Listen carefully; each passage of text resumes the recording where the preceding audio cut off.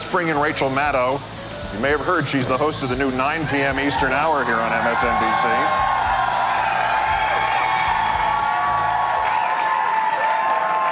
I did deliberately wait till after the applause. All right, listen.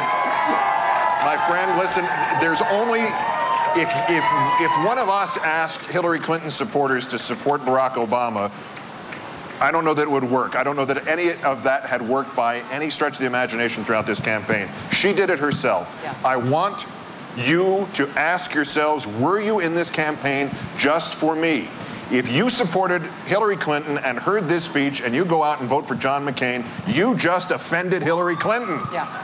Yeah, this was the night when she moved from saying, I support Barack Obama, I would like you to support Barack Obama. Tonight she started to say, why?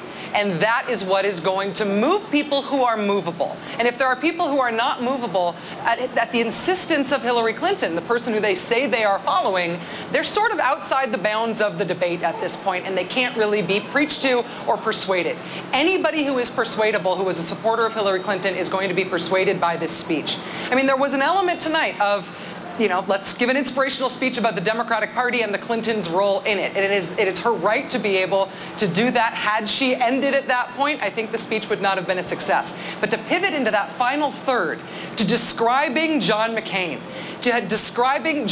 not only as the continuation of George W. Bush, but everything that he has done that is anathema to anybody who would have ever supported Hillary Clinton for any reason, and she just sealed it. She just nailed it. Nothing less than the fate of our nation and the future of our children hang in the balance. Rachel, I don't know about you, but I would have been proud to say something like that, and I'm proud of her for saying that right now. Yeah, and when she closed with the words of Harriet Tubman, you know, if you hear the dogs, keep going. If you see the torches in the woods, keep going. If they're shouting after you, keep going. Don't ever stop, keep going. If you want a taste of freedom, keep going. Even in the darkest of moments, ordinary Americans have found the faith to keep going. With that refrain, everybody here, you could hear them I'm sure you could hear them up there on the second floor, Keith. Everybody here was with her. Keep going. And keep going, keep going. It's what we are as Americans, it's what we are as Democrats, is what she was saying. And Rachel and Keith, here's the call to arms. And Keith pointed this out in real time. But remember, before we can keep going, we have to get going by electing Barack Obama president. That is the dictation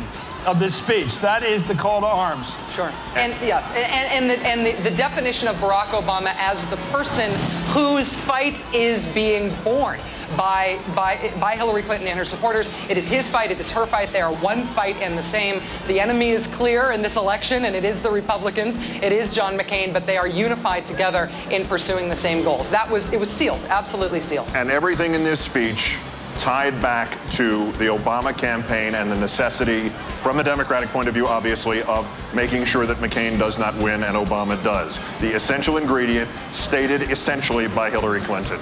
Stay with us.